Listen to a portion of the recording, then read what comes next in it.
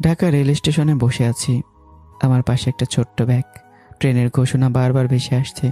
গন্তব্য সিলেট। আমি চুপচাপ বসে আছি, কিন্তু আমার ভেতরে ঝড় বইছে। মনে মনে বলি, মৌ, তোমাকে ছাড়া আমি একদম শূন্য। তোমাকে ছাড়া আমি কিভাবে বাঁচবো? কিছুক্ষণ পর আমি চোখ বন্ধ করে আবারও বলি, না, আমাকে বাঁচতেই হবে। কিন্তু মৌকে আমি কখনো ক্ষমা করব না।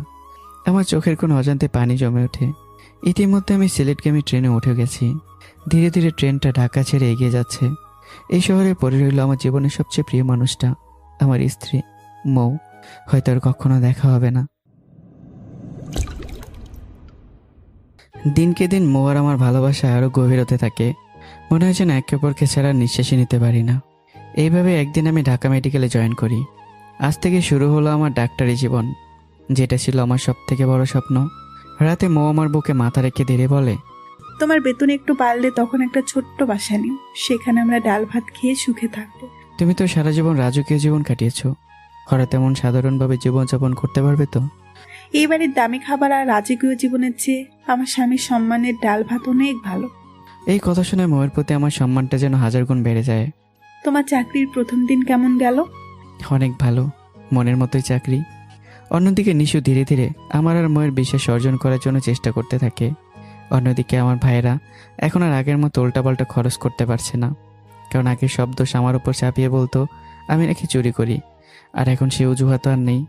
এক রাতে মৌ হঠাৎ আমাকে জিজ্ঞাসা করে, আচ্ছা, নিশো আমাকে কিছুদিন আগে বলছিল তুমি নাকি ওর দিকে বাজে নজরে তাকিয়েছিলে। পাশে এত সুন্দরী বউ আছে, কিন্তু তাকে স্পর্শ করতে ভয় লাগে। তাই ভাবলাম অন্যদিকে একটু চেষ্টা করি আর কি। আমি এটা দুষ্টুমি করে বলেছিলাম, কিন্তু এই দুষ্টুমি আমার জন্য পরে ভয়ঙ্কর হয়ে উঠতে পারে। মৌ চুপচাপ আমাকে জড়িয়ে ধরে বলে, আমি তো আমার সবকিছু তোমাকে সঁপে দিয়ে দিয়েছি। আমি কখনো তোমাকে বাধা দেব না, কিন্তু তুমি কখনো অন্য কোনো নারীকে আমার এই অধিকার দিও না। কখনো না। তোমার জায়গা আমার জীবনে একটাই। আমি মনে মনে ভাবি, আমি পৃথিবীর সবচেয়ে সুখী মানুষ। দেশের নামকরা হাসপাতালে ডাক্তার হিসেবে কাজ করছি, আর এমন একটা স্ত্রী পেয়েছি যার নিঃশ্বাসেও যেন আমি মিশে আছি। দেখতে দেখতে আরও 2 মাস কেটে যায়।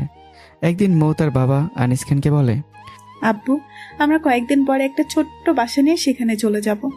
কেন? এখানে তোদের কি সমস্যা বা কিসের অভাব? সমস্যা অনেক আব্বু, আর অভাব হচ্ছে সম্মানের। ছোট্ট একটা বাসায় আমি আমার স্বামীর সাথে ডাল ভাত খেয়ে থাকবো, তাও অনেক ভালো। অন্তত কেউ আমার স্বামীকে ঘর জামাই বলে অপমান করতে পারবে না। ময়ের এমন কথায় আনিস খান কিছুক্ষণ চুপ করে থাকেন। তিনি আর কিছু বলতে পারেন না। এই কয়েকদিন ধরে ময়ের শরীরটাও কেমন যেন খারাপ লাগছে। মাঝে মাঝে বমি বমি ভাব হয়, মাথাও ঘুরে। তবুও সে আমাকে কিছু বলে না। মনে মনে ভাবে, ডাক্তার দেখানোর মতো সামর্থ্য তো এখন ইমরানের নেই, অযথা তাকে চিন্তাই ফেলবো না। সেই রাতে আমার চোখে ঘুম আসছিল না। মায়ের কথা খুব মনে পড়ছিল। মৌ তখন একটু অসুস্থ লাগায় আগেই ঘুমিয়ে পড়েছিল।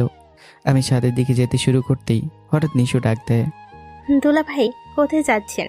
ছাদে যাচ্ছি। ছাদে যাওয়ার দরকার নেই, আসুন আমার রুমে। আপুর সাথে বিয়ে হওয়ার পর আপনার সাথে তো মন খুলে ঠিকমতো কথা বলা হয়নি। শালিকের এমন কথায় আমি আর না করতে পারলাম না। আমি নিশু রুমে গিয়ে বসি আর দুজনে গল্প করতে থাকি। গল্প করতে করতে কখন যে রাত 2:30 বেজে গেছে আমি টেরই পাইনি। এদিকে হঠাৎ ময়ের ঘুম ভেঙে গেলে দেখে আমি বিছানায় নেই। সে আমাকে খুঁজতে বের হয়। ঠিক তখনই আমি নিশুকে বললাম, নিশু, অনেক রাত হয়ে গেছে, আমি যাই, তোমার আব্বু রুমে একা আছে। নিশু একটু অপ্রস্তুত হয়ে বলল, আচ্ছা দুলা ভাই। মৌ খুঁজতে খুঁজতে এসে দেখে আমি আর নিশু তার রুম থেকে বেরোচ্ছি। এটা দেখি মৌ অবাক হয়ে জিজ্ঞাসা করে, এত রাতে নিশুর রুমে কেন? ঘুম আসছিল না, তাই একটু ওর সাথে আড্ডা দিচ্ছিলাম। এরপর দুজনে নিজেদের রুমে চলে যাই। সকাল আমি আমার কাজে মানে হাসপাতালে চলে আসি। অন্যদিকে ঐশী, খুশি আর নিশু একসাথে বসে আছে। খুশি ধীরেই বলে, নিশু, কাজ হয়েছে? হয়েছে, কিন্তু আপুকে কিভাবে বিশ্বাস করাবো? ঐশী হাসতে হাসতে বলে, আরে নিশু পাখি, কাল রাতে তো ছোট লোকটার তোর রুম থেকে বের হওয়া মৌ নিজেই দেখেছে। এটা শুনে নিশু আর খুশি দুজনে অবাক হয়ে বলে, কি সত্যি বলছো ঐশী আপু? ঐশী আত্মবিশ্বাসের সাথেই বলে, একদম 100% সত্যি। নিশুর ঠোঁটে ধীরে ধীরে এক অদ্ভুত হাসি ফুটে ওঠে। তাহলে এখন আপুকে সব শোনানোর পালা। ঘরের ভিতর তখন এক ভয়ঙ্কর ষড়যন্ত্র শুরু হয়ে গেছে, আর সেই ষড়যন্ত্রের লক্ষ্য হচ্ছে আমি। হঠাৎ খুশি ফিসফিস করে বলে ওঠে, ঐশী আপু, নিশু, মৌ আপু এসেছে, অভিনয় শুরু করো। মৌ নিশুর রুমের দরজার কাছে আসতেই ঐশী জোরে বলে ওঠে, যেন মৌ শুনতে পায়। নিশু, সত্যি করে বল, ওই ঘর জামাইকে রুমে ঢুকিয়ে কি করছিস? তাও আবার 3 ঘন্টা দরজা বন্ধ করে। এ কথা শুনে মৌ দরজার বাড়ি চুপচাপ দাঁড়িয়ে যায়। তার বুক ধড়ফড় করতে থাকে। সে শোনার চেষ্টা করে যে নিশু কি জবাব দেয়। নিশু কাঁপা কাঁপা গলায় বলে, ঐশী আপু, ইমরান ভাই কেমন করে যেন আমার গোসলের ভিডিও করে ফেলেছে। সে ভিডিও দেখে আমাকে ব্ল্যাকমেল করছে। গতকাল রাতে সে ভিডিওর ভয় দেখে আমার সাথে জোর করে শারীরিক সম্পর্ক করেছে। এ কথা বলে নিশু অজরে কাঁদতে শুরু করে। ঐশী সাথে সাথে বলে, তুই এটা মৌকে বলিস না কেন? এটা তো সরাসরি ধর্ষণ। নিশু কান্নার মাঝে বলে, না ঐশী আপু, আমার আপু ইমরান ভাইকে খুব ভালোবাসে। আমি বললে তার সংসার ভেঙে যাবে। এ কথা শুনে ময়ের জন্য পায়ের নিচ থেকে মাটি সরে যায়। তার শরীর থরথর করে কাঁপতে থাকে। চোখের সামনে সবকিছু ঝাপসা হয়ে আসে। ঐশী আবার বলে, সেই ভিডিওটা এখন কোথায়? ইমরান ভাইয়ের মোবাইলে আছে। হঠাৎ করে দরজা ঠেলে মৌ ভিতরে ঢুকে যায়। নিশু খুশি আর ঐশী অবাক হওয়ার অভিনয় করে বলে, আপু তুই এখানে? এটা কি সত্যি? তুই যা বলছিস সব সত্যি? নিশু চোখ মুছতে মুছতে বলে, কিসের সত্যি আপু? তুই কি বলছিস? আর অভিনয় করতে হবে না, আমি সব শুনে ফেলেছি। তুই আমাকে আগে বলিসনি কেন? নিশু মাথা নিচু করে বলে, আপু তুই তো ইমরান ভাইকে অনেক ভালোবাসিস, তাই ভাবছিলাম আমার কথা বিশ্বাস করবি না। মৌ সাথে সাথে আমাকে ফোন করে। তুই এখনই জরুরিভাবে বাসায় আয়। আচ্ছা আসছি। ফোন কেটে দেওয়ার পরে মৌ নিশুকে জিজ্ঞাসা করে, তোর ভিডিও কখন করলো? আরে ভিডিওটা আমার মোবাইলে আছে, তুই নিশ্চিত? নিশু কাঁদতে কাঁদতে বলে, আপু তুই এসব নিয়ে আর বাড়াবাড়ি করিস না। কিছুদিন পর তোরা আলাদা বাসায় চলে যাবি। মৌ রাগে কাঁদতে কাঁদতে বলে। তুই চুপ থাক, এটা আমি বুঝবো। আমার সংসার কি হবে? এরপর ড্রয়িং রুমে সবাই জড়ো হয়। মৌ, নিশু, ঐশী, খুশি, ইমন, আনিস খান, পুরো পরিবার আমার জন্য অপেক্ষা করতে থাকে। প্রায় 30 মিনিট পর আমি বাড়িতে যাই। বাড়িতে ঢুকে দেখি সবাই একসাথে বসে আছে, আর মৌ সেখানে দাঁড়িয়ে। মৌ, কি হয়েছে? এভাবে ডাকলে কেন? আর সবাই একসাথে বসে আছো কেন? তোমার মোবাইলটা দাও তো। আমি কোনো কথা না বলে মোবাইলটা মৌয়ের হাতে তুলে দিই। মৌ মোবাইল নিয়ে লক খুলে একের পর এক ফাইল, গ্যালারি, ভিডিও সব চেক করতে থাকে। অনেকক্ষণ খোঁজার পর হঠাৎই মৌয়ের চোখ দুটো বড় বড় হয়ে যায়। তার মুখের রং ফ্যাকাশ হয়ে যায়, কারণ সে এমন একটা ভিডিও দেখতে পায় যেটা তার পুরো পৃথিবীটাকে মুহূর্তের মধ্যে ভেঙে দিতে পারে। মৌকে এভাবে চোখ বড় বড় করে তাকিয়ে থাকতে দেখে, কি হলো মৌ, এমন করে কি দেখছো? মুহূর্তের মধ্যে মৌয়ের মুখ বদলে যায়। সে ঝড়ের মতো এগিয়ে এসে আমার গালে একের পর এক থাপ্পড় মারতে থাকে। ছোট লোকের বাচ্চা, অমানুষ! তোকে আমি ভালোবেসে নিজের সবটুকু সঁপে দিলাম, আর তুই আমার বোনকে এই ভিডিও দিয়ে ব্ল্যাকমেল করে ধর্ষণ করেছিস। এই কথা শুনে আমার চোখ লাল হয়ে ওঠে অপমানে। আমি কাপা হাতে ময়ের হাত থেকে মোবাইলটা নেই। স্ক্রিনে তাকাতেই যেন জমে যাই। মোবাইলে সত্যি নিশুর গোসলের ভিডিও। আমার হাত কেঁপে ওঠে, মোবাইলটা মাটিতে পড়ে যায়। প্লিজ মৌ, বিশ্বাস করো, আমি সব কিছু করিনি, আমাকে ফাঁসানো হচ্ছে। এই কথা শোনার সাথে সাথেই ঐশীর স্বামী আর ইমন ঝাঁপিয়ে পড়ে আমার উপর। তারা এলোপাতাড়ি মারতে শুরু করে। এত মারতে থাকে যে আমার ঠোঁট ফেটে রক্ত বের হয়, মাথা ফেটে যায়। ইমন রাগে চিৎকার করে বলে, আমার শরীরে তখন আর কোনো শক্তি নেই। তবুও বললাম, আল্লাহর কসম, আমি কোনো অপরাধ করিনি, আমাকে ফাঁসানো হচ্ছে। ঐশী রাগেই বলে, বড় আব্বু, পুলিশে ফোন করুন, ওকে পুলিশে দেব। আনিস খান কিছুক্ষণ চুপ থেকে বলে ওঠে, না ঐশী, এই বিষয়ে বাইরে গেলে নিশুর জীবন নষ্ট হয়ে যাবে। পুলিশে দেওয়া যাবে না। এর বিচার কি হবে সেটা মৌ সিদ্ধান্ত নেবে। রক্তাক্ত মুখে আমি অসহায় চোখে তাকিয়ে থাকি ময়ের দিকে। ময়ের চোখে তখন অশ্রু আর ঘৃণা একসাথে। সে কাঁপা কণ্ঠে বলে, তোকে আমি এত ভালোবাসতাম, তোর জন্য পুরো পরিবারের সাথে লড়াই করেছি, আর তুই? ছি! কিছুক্ষণ থেমে আবারও বলে, তুই এই বাড়ি ছেড়ে চলে যাবি, আর কোনো দিন তোর এই মুখ আমাকে দেখাবি না। মৌ আবার থেমে ধীরে ধীরে বলে, তোর মতো মানুষকে আমি ভালোবেসেছি, তাই এই পাপের শাস্তি আমাকেও পেতে হবে। আজ থেকে স্বামী থাকার সত্ত্বেও আমি বিধবার মতো জীবন কাটাবো, এটাই আমার শাস্তি। রক্তাক্ত মুখে আমি হঠাৎ করে হেসে উঠি। আরে বোকা মেয়ে, স্বামী স্ত্রীর সম্পর্কে সবচেয়ে বড় জিনিস হলো বিশ্বাস। তুমি সেই বিশ্বাসটাই করলে না। একদিন সত্যটা সামনে আসবেই। সেদিন যদি তোমার মধ্যে লজ্জা থাকে, তাহলে তুমি আর কোনোদিন তোমার ওই মুখ আমাকে দেখাবে না। আমি তোমাকে নিজের জীবনের চেয়ে বেশি ভালোবাসি, তাই আমারও শাস্তির দরকার ছিল। এই বলে আমি ধীরে ধীরে পা টেনে হাঁটতে শুরু করি। খান বাড়ির সাথে সব সম্পর্ক ছিন্ন করে আমি বের হয়ে আসি। ওদিকে ময়ের বুকটা ফেটে যাচ্ছে, মনে হচ্ছে কেউ যেন তার কলিজা ছিঁড়ে নিয়ে যাচ্ছে। তার শ্বাস বন্ধ হয়ে আসছে, তো বসে দাঁড়িয়ে আছে। আমি চলে এসি সেখান থেকে, কিন্তু মৌ এখনও সেই জায়গায় স্থির হয়ে দাঁড়িয়ে থাকে। এদিকে নিশু ফোন করে আহসান হাবিবকে বলে, ভাইয়া, প্ল্যান সাকসেসফুল হয়েছে। আহসান হাবিব খুশি হয়ে বলে, ধন্যবাদ নিশো, এখন সুযোগ বুঝে ময়ের বিয়ের প্রস্তাব দেব। আমি চলে এসে প্রায় 3-4 ঘন্টা পরে সবাই খেয়াল করে মো এখনো একই জায়গায় দাঁড়িয়ে আছে। হঠাৎ করে সে অজ্ঞান হয়ে মাটিতে পড়ে যায়। ময়ের মা ছুটে এসে তাকে জড়িয়ে ধরে কাঁদতে কাঁদতে বলে, মৌ, কি হলো তোর, বল মা। তাড়াহুড়ো করে সবাই মুখে গাড়িতে তুলে হসপিটালে নিয়ে যায়। অন্যদিকে আমি সেই ফ্ল্যাটে আসি, যেটা আমি আগে থেকে বুক করে রেখেছিলাম। নিজেই নিজের ক্ষতের প্রাথমিক চিকিৎসা করি, তারপর চুপচাপ বসে একটা দরখাস্ত লিখি সিলেট মেডিকেল কলেজে পোস্টিং নেওয়ার জন্য। কারণ আমি জানি এই শহরে থাকলে প্রতিটা মুহূর্ত আমাকে ময়ের কথা মনে করিয়ে দেবে। আমি একা বসে আছি ফ্ল্যাটে, চারপাশ নিস্তব্ধ, শুধু মাথার ভেতরে ঘষে 2টা প্রশ্ন। এক, নিশু কি তাহলে এতদিন ভালো মানুষের অভিনয় করছিল? আর দ্বিতীয়ত, আমার মোবাইলে সে ভিডিও এলো কিভাবে? আমি বারবার মনে করার চেষ্টা করি, আমার মোবাইল তো মৌ ছাড়ার কেউ ধরতো না, তাহলে কিভাবে? পরক্ষণে মাথা ঝাঁকাই, না না, মৌ কখনো এমন করতে পারে না। আমার বুকের ভেতরটা হাহাকার করে ওঠে। এদিকে হাসপাতালে মৌ এখনো অজ্ঞান।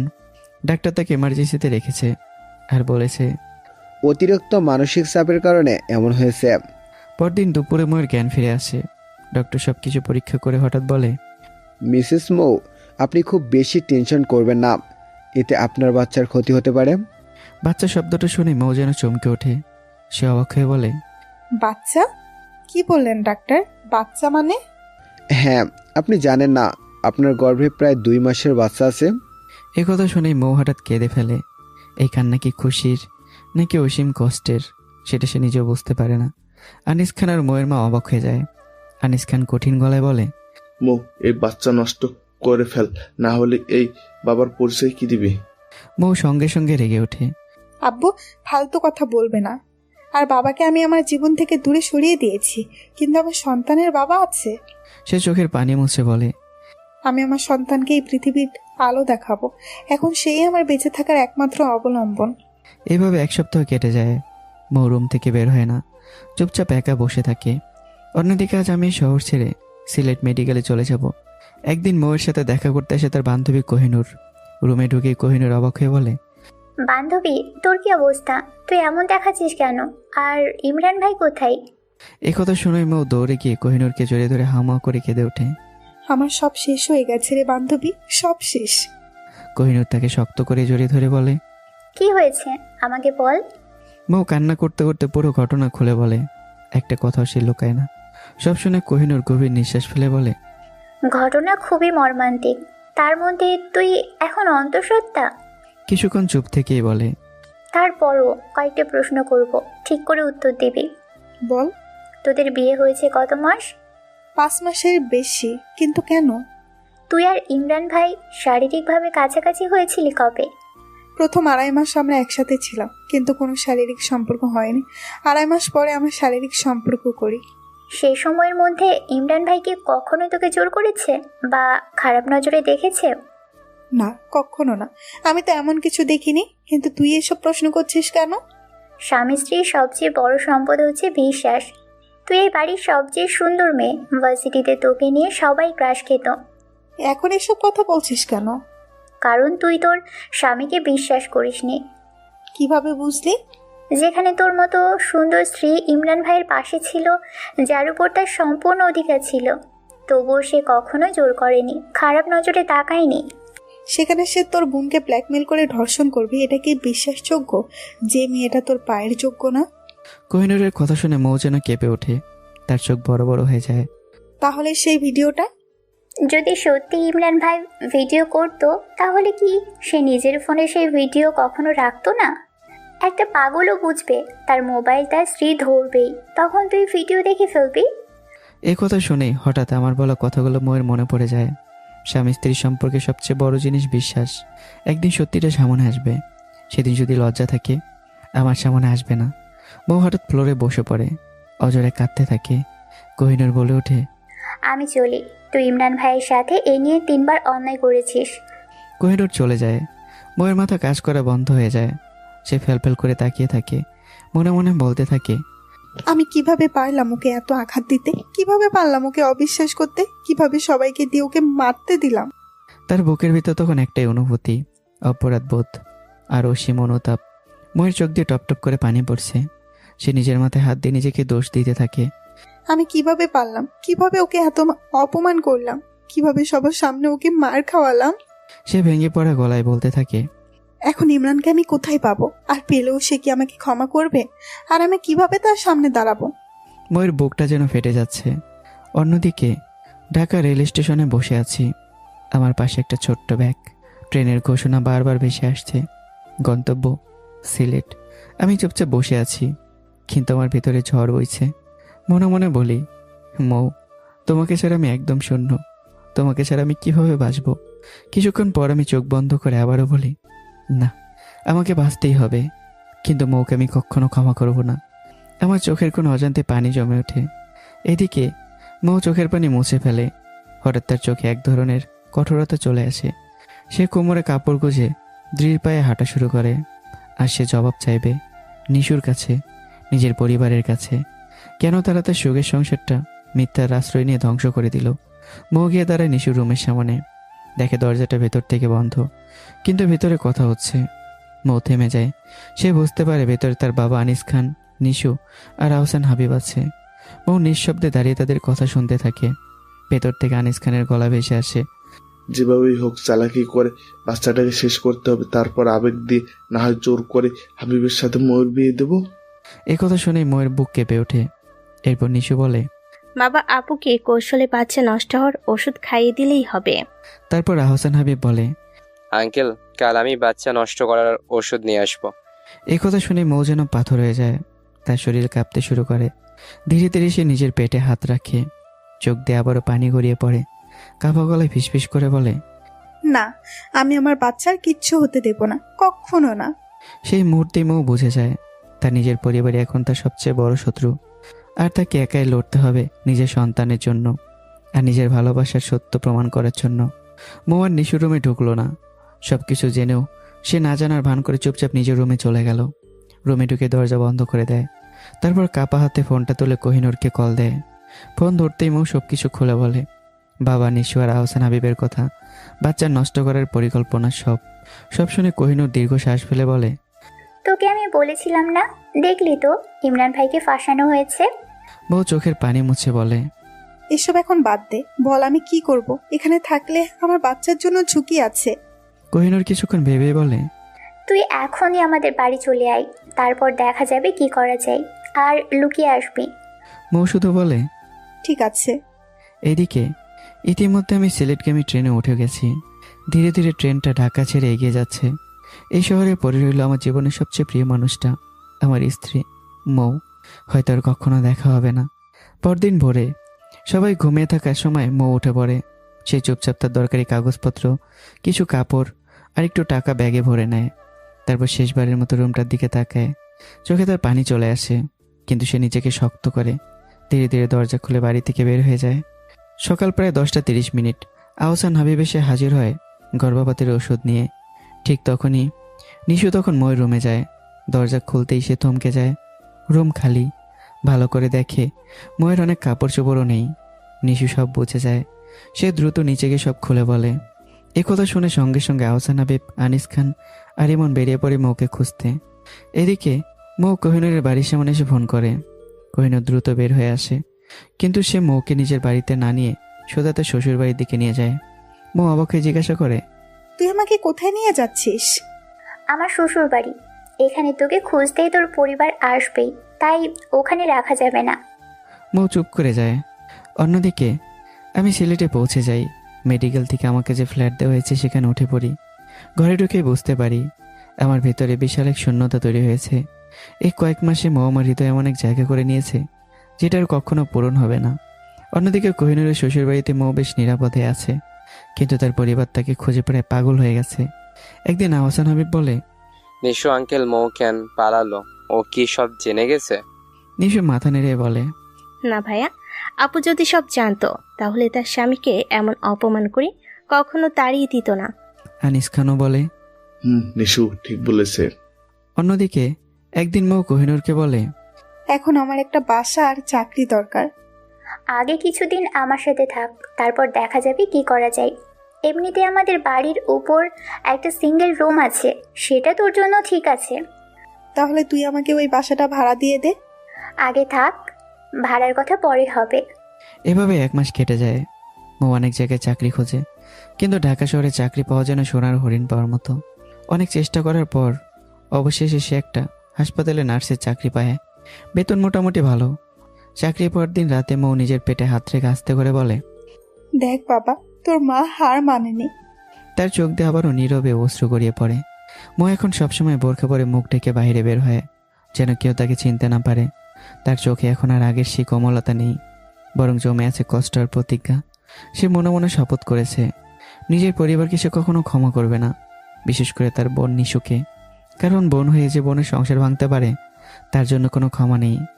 অন্যদিকে আমিও নিজের জীবনে একটা কঠিন শপথ নিয়েছি। আমি ভাবি এই টাকার জন্যই তো আজ আমার পরিবার, আমার বাবা, ভাই, ভাবি, স্ত্রী, শ্বশুরবাড়ির লোক সবাই আমাকে অপমান করেছে, তুচ্ছ তাচ্ছিল্য করেছে।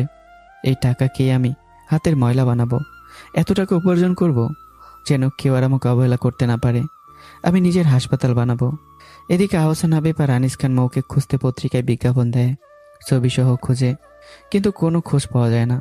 পত্রিকায় নিজের ছবি দেখে একদিন মৌ আর কোহিনূর একটু ভয় পেয়ে যায়, কিন্তু পরে নিজেদেরকে সামলে নেয়, কারণ মৌ তো সবসময় মুখ ঢেকে চলাফেরা করে।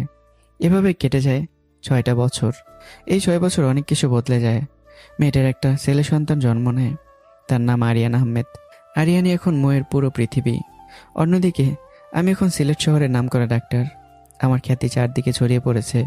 সিলেটে এখন আমার 5টা হাসপাতাল, নিজের বড় বাড়ি হয়েছে, কিন্তু আমার জীবনের শূন্যতা এখনো পূরণ হয়নি। হাসপাতালে ডাক্তার আয়েশা নামে এক অপূর্ব ডাক্তারও আছে। সে আমার জন্য পাগল, রীতিমতো আমার প্রেমে হাবুডুবু খাচ্ছে। একদিন আমি তাকে জিজ্ঞাসা করি, মিস আয়েশা, আপনি এখনো বিয়ে করেননি কেন? আয়েশা মুচকি এসে বলে, আপনার জন্য। আমি কিছুক্ষণ চুপ থেকেই বলি, আমার জন্য অপেক্ষা করে লাভ নেই। আমার জীবনে যে শূন্যতা, সেটা কেউ পূরণ করতে পারবে না। তবু আয়েশা হাল ছাড়ে না। এদিকে একদিন ছোট্ট আরিয়ান তার মাকে জিজ্ঞাসা করে, আম্মু, আমার আব্বু কোথায়? স্কুলে সবার আব্বু আছে, আমার কেন নেই? এই প্রশ্ন শুনে মৌ থমকে যায়, তার বুকটা কেঁপে ওঠে। তবুও সে হাসার চেষ্টা করে বলে, তোমার বাবা বিদেশে আছে, আর কিছুদিন পরে চলে আসবে। আরিয়ান রাগ করে বলে, তুমি মিথ্যু আম্মু, তুমি সবসময় একই কথা বলো। এই কথা শুনে মৌ আর নিজেকে ধরে রাখতে পারে না। সে ছেলেকে জড়িয়ে ধরে অঝরে কাঁদতে থাকে। প্রতিটা রাতেই আমি মৌয়ের ছবি দেখে চোখের পানি ফেলি, আর ঠিক একইভাবে প্রতিটা রাতে মৌ আমার ছবি দেখে কাঁদে। আমাদের দূরত্ব 6 বছর, কিন্তু ভালোবাসা এখনও শেষ হয়নি। একদিন তাড়াহুড়ো করে মৌ ভুলে মুখ না ডেকে বাইরে বেরিয়ে যায়। ঠিক সেই দিনই হঠাৎ তার সামনে এসে দাঁড়ায় নিশু। নিশু অবাক হয়ে বলে, আপু তুই, তোকে আমরা কত খুঁজেছি। মৌয়ের চোখে আগুন জ্বলে ওঠে। সে সাথে সাথে 2টা থাপ্পড় মারে নিশুকে। তোর মতো বোন যেন আল্লাহ শত্রু কেউ না দেয়। বোন হয়ে বোনের সংসার ভেঙেছিস। নিশু কিছু বলে না, শুধু বলে, আব্বুকে ফোন করেছি, তুই একটু অপেক্ষা কর। কিন্তু মৌ সুযোগ বুঝে নিশুকে ফাঁকি দিয়ে পালিয়ে যায়। হাসপাতালে সে ভয়ে ভয়ে কাজ করতে থাকে। হঠাৎ এক মহিলা ডাক্তার এসে বলে, মিস মৌ, কোনো সমস্যা হয়েছে? আপনাকে এমন লাগছে কেন? মৌ দ্রুত বলে, না ম্যাম, আমি ঠিক আছি। ডক্টর আবারও বলে, কোনো সমস্যা থাকলে বলুন, আমি সাহায্য করব। কিছুক্ষণ চুপ থেকে মৌ বলে, আমাদের হাসপাতালে তো অনেক বেঞ্চ আছে, আমাকে কি অন্য কোথাও ট্রান্সফার করা যায় না? ডক্টর অবাক হয়ে বলে, হঠাৎ ট্রান্সফার কেন? তখন মৌ সব খুলে বলে। সব শুনে ডক্টর মাথা নাড়ে। ঠিক আছে মিস মৌ, আমাদের সিলেট ব্রাঞ্চে একজন নার্স লাগবে, আপনি সেখানে যেতে পারবেন। মৌ সাথে সাথে বলে, জি ম্যাম, আমি যাব। তাহলে আমি সিলেটে জানিয়ে দিচ্ছি, আপনি আজ রাতেই রওনা হয়ে যান। মৌ কিছুক্ষণ চুপ থাকে। তার মনে এক অদ্ভুত অনুভূতি জাগে। সে জানে না এই সিলেটে হয়তো তাকে আবার তার হারানোর জীবনের সামনে দাঁড় করাবে। বিকেলে মৌ কোহিনূরকে সব কিছু খুলে বলে, নিশুর সাথে দেখা হওয়া, ট্রান্সফার নেওয়া, সব। তারপর ধীরে বলে, আমি আজ রাতে সিলেট চলে যাচ্ছি। কোহিনূর একটু চুপ থেকেই বলে, তাহলে তুই সিলেটে আমার খালা শাশুড়ির পাশে গিয়ে ওঠ। উনি কি আমাকে চিনবেন? আরে না, চিনলেও সমস্যা নেই, ওনার কোনো সন্তান নেই, স্বামীও অনেক বছর আগে মারা গেছেন, উনি একাই থাকেন। তোকে পেলে অনেক খুশি হবেন, আমি ওনাকে ফোনে বলে দিচ্ছি। তাহলে তো ভালোই হবে, নাহলে হঠাৎ গিয়ে কোথায় উঠবো ভাবছিলাম। দেখিস, তোকে পেয়ে উনি এত খুশি হবেন যে তোকে আর কোথাও যেতেই দিবেন না। মৌ হালকা হাসে, কিন্তু সেই হাসির ভেতরে লুকিয়ে আছে অনেক কষ্ট, অন্যদিকে আহসান হাবিব আর আনিস খান এখনও মৌকে খুঁজে বেড়াচ্ছে। 6 বছর ধরে যেন তারা পাগলের মতো খুঁজেই চলেছে। আজকে নিশু হঠাৎ বলে, আপু আসলে আপু সব সত্য জেনে গেছে, তাই পালিয়েছে। এই কথা শুনে আনিস খান আর আহসান হাবিব দুজনে অবাক হয়ে যায়। তারপর আবারও নতুন করে পুরো ঢাকা শহর তন্ন তন্ন করে খোঁজা শুরু করে, কিন্তু তবুও মৌয়ের কোনো খোঁজ পাওয়া যায় না। রাতে মৌ তার ছোট্ট ছেলে আরিয়ানকে নিয়ে সিলেটগামী ট্রেনে উঠে পড়ে। ট্রেন ধীরে ধীরে ঢাকা ছেড়ে এগিয়ে যায়। মৌ জানালার পাশে বসে থাকে। তার বুকের ভিতরে কেমন অদ্ভুত একটা অনুভূতি হচ্ছে। এদিকে সিলেটে নিজের বাসায় বসে আছি আমি। হঠাৎ আমার মনটা কেমন অস্থির হয়ে ওঠে। আমি নিজে অবাক হয়ে ভাবি, আজ কেন যেন মনে হচ্ছে আমার খুব আপন কেউ আসছে। আমার বুকটা অকারণে ধরপড় করতে থাকে। ট্রেনের ভেতরে ছোট্ট আরিয়ান মায়ের দিকে তাকিয়ে বলে, আম্মু, আমলা এত রাতে কোথায় যাচ্ছি? মৌ তার মাথায় হাত বুলিয়ে বলে, নতুন চাকরিতে যাচ্ছি বাবা। আরিয়ান আবারও বলে, আত্মা আম্মু, তুমি প্রতিদিন আব্বুর তবে বুকে নিয়ে কাজও কেন? মৌ থমকে যায়। তার চোখে আবারও পানি চলে আসে, তবুও সে নিজেকে সামলে বলে, তোমার আব্বু দূরে আছে তাই তাই আমার কষ্ট হয়, এজন্য কাঁদি। আরিয়ান একটু রাগ করে বলে, আব্বু খুব কথা, আমাকে আর তোমাকে একসাথে করতে দিতে। মৌ সাথে সাথে বলে, না বাবা, এমন বলতে নেই।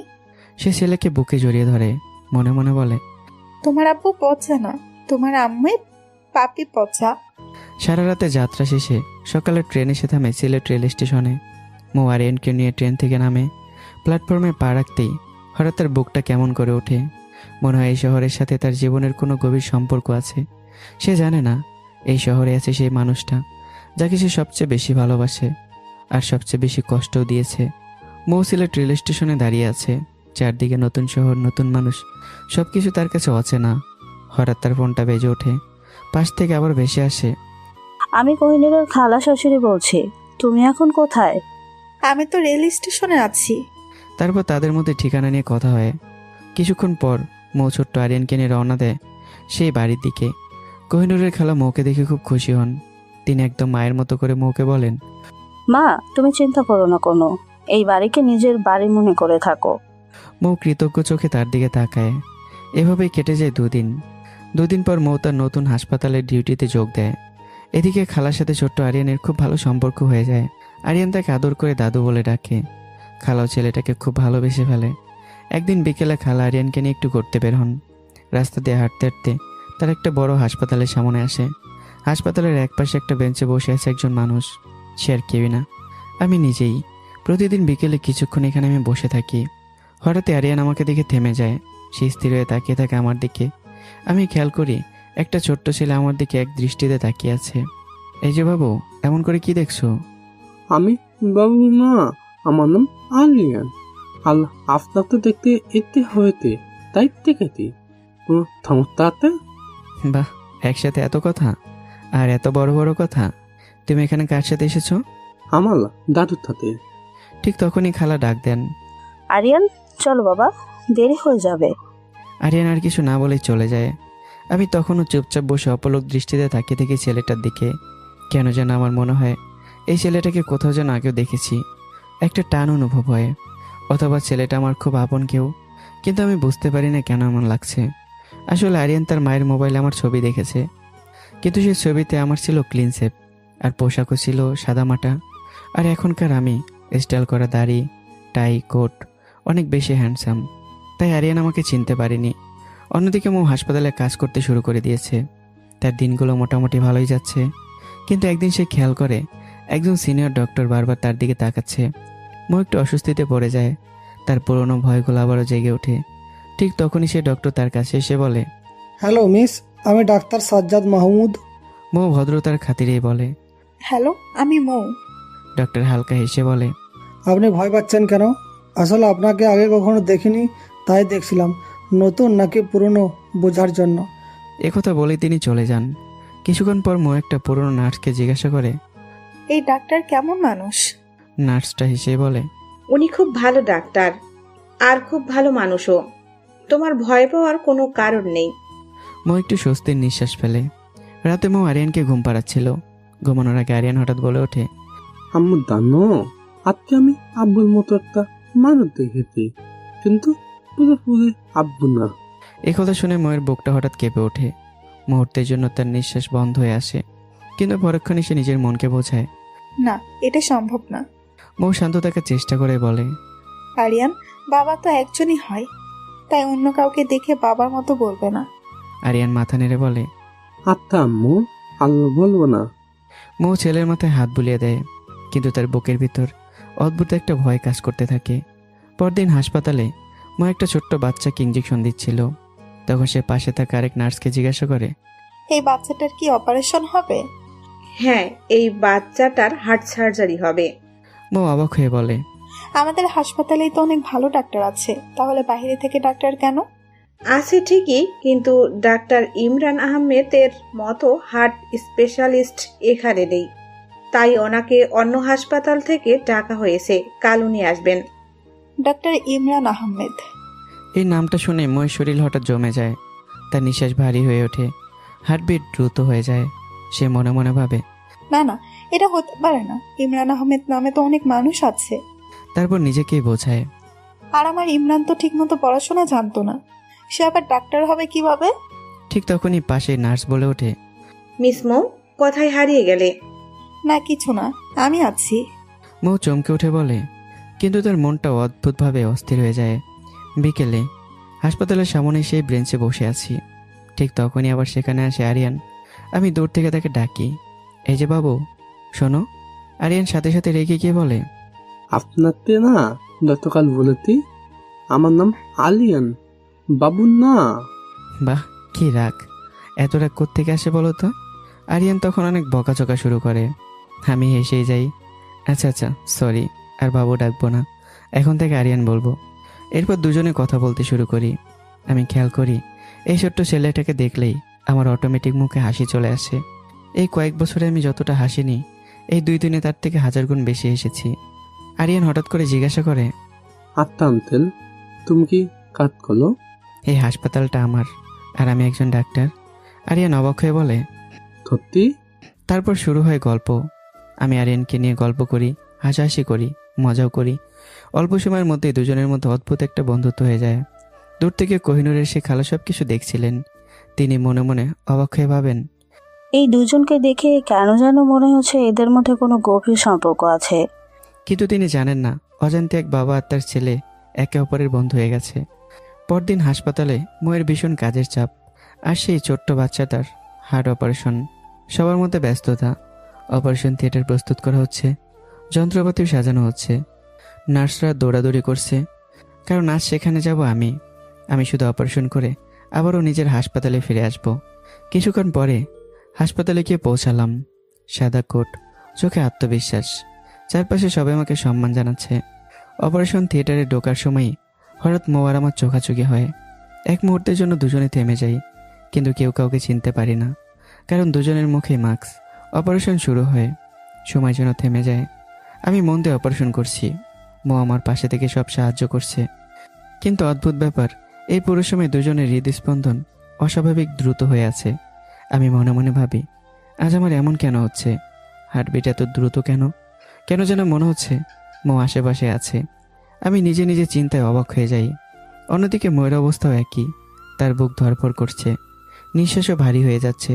তার মনে হচ্ছে জীবনের খুব কাছের কেউ অপারেশন থিয়েটারে আছে, কিন্তু সে নিজেকে বোঝায় না, এটা শুধু কাকতালীয়।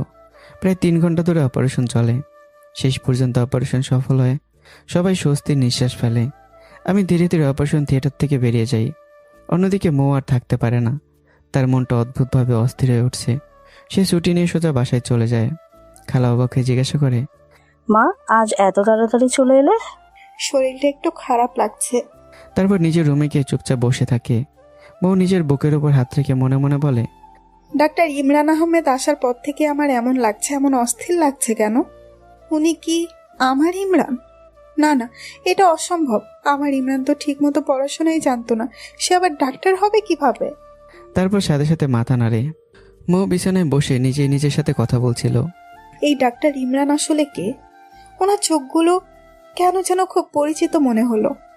ঠিক তখনই হঠাৎ আরিয়ান একটু জোরে বলে ওঠে, এই আম্মু, তোমাকে কতক্ষণ ধরে ডাকতি, তুমি উত্তর দিত না কেন? ছেলের ধমক খেয়ে মৌ যেন বাস্তবে ফিরে আসে। সে হেসে বলে, বাবা বলো। আম্মু, আজকে তুই আঙ্কেলটা বলেতে উনি নাকি ডাক্তার। হলে হতে পারে বাবা। কিন্তু তার ভেতরে আবার অদ্ভুত এক কাঁপুনি শুরু হয়। অন্যদিকে আমার মনটাও অস্থির। আমার বুকের ভেতর হৃৎপিণ্ড খুব দ্রুত ছুটে চলছে। আমি নিজেই ভাবছি, আজ সে হাসপাতালে যাওয়ার পর থেকে আমার এমন কেন হচ্ছে, কিন্তু আমি কোনো উত্তর খুঁজে পাই না। পরদিন মৌ হাসপাতালে তার ডিউটি করছে, কিন্তু কাজের ফাঁকে ফাঁকে সে চেষ্টা করছে আমার সম্পর্কে কিছু তথ্য বের করতে।